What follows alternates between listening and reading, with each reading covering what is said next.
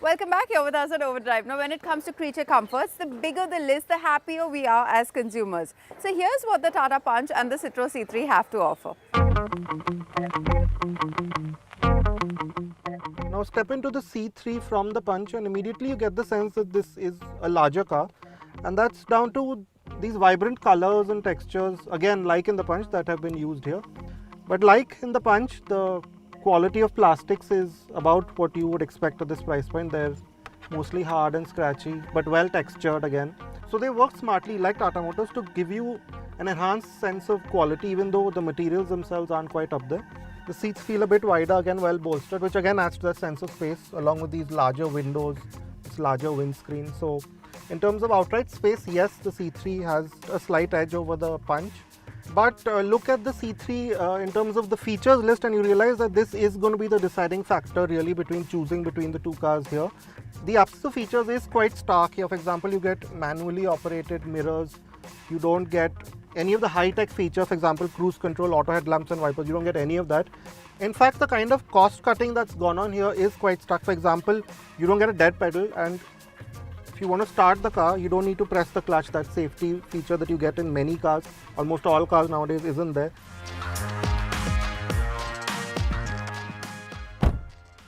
Now, once you step inside the Punch, you can't miss that typical door third that you expect in a Tata, that strong build. And when you sit inside, you notice that the Punch gives you just that bit more of that SUV sort of feeling in terms of the way it's designed mainly. For example, these horizontal layers that make up the top half of the dash, they sort of lend you that sense of being in an SUV, and you realize that both the cars here are built to a price. For example, these panel gaps aren't quite, consistent here. But again, there are other touches, for example, the way this AC vent functions or the way these switches function, which are a touch more damped, a bit better feeling in terms of quality than in the C3. Now coming to how the seats feel in the Punch, you notice that the cabin doesn't feel as wide as it is in the C3, even though the Punch is a wider car, and that's largely down to those seats. They are a bit narrower than the ones in the C3.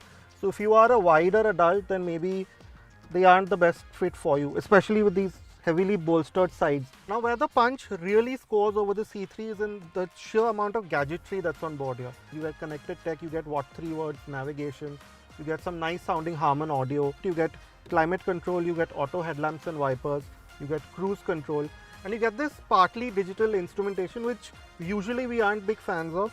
But here at this price point, it does make a lot of sense with the sheer functions that you can control through here, a lot of information available to you quite easily.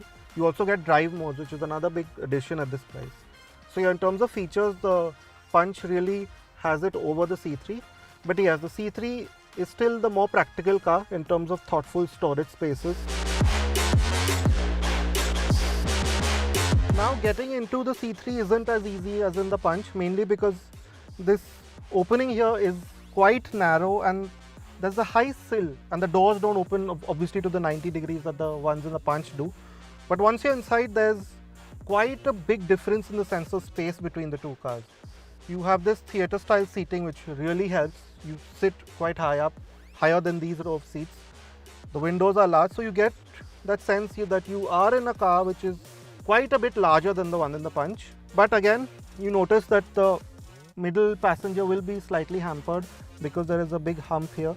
So in terms of placing their feet, there is a problem, even though that big difference in wheelbase shows in terms of knee and leg room. The Citroen is significantly longer and that shows. And in terms of seats, the seats themselves, they are a bit flatter than the one in the Punch. They don't feel as body hugging as the one in the Punch, which is a bit of a drawback.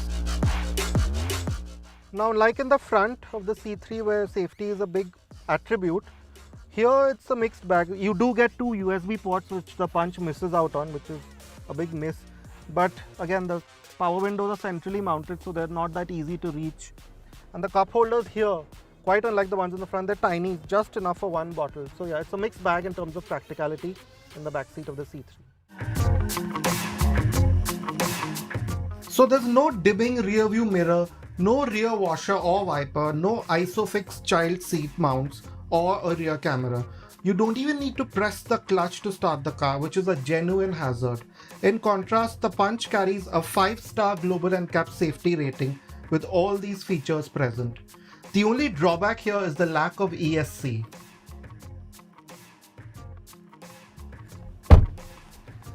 Now stepping into the Punch is a lot easier than in the C3, mainly because of these 90-degree doors that are a big talking point with this Alpha platform of Tata Motors. And the seat height too, the hip point is quite high and this opening too is quite large. So getting in is not an issue at all. The door pockets are large too, unlike in the front, so again that's a positive. And you notice that again it's a very comfortable space to be in.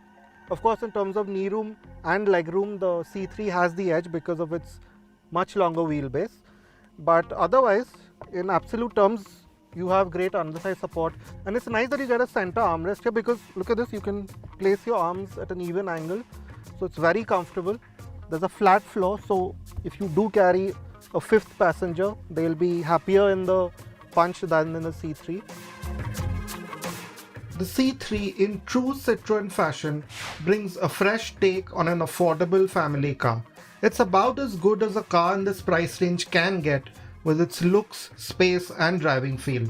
Had it been better packaged or fully lived up to its no-frills brief in terms of price, the Tata Punch would have had a tougher job.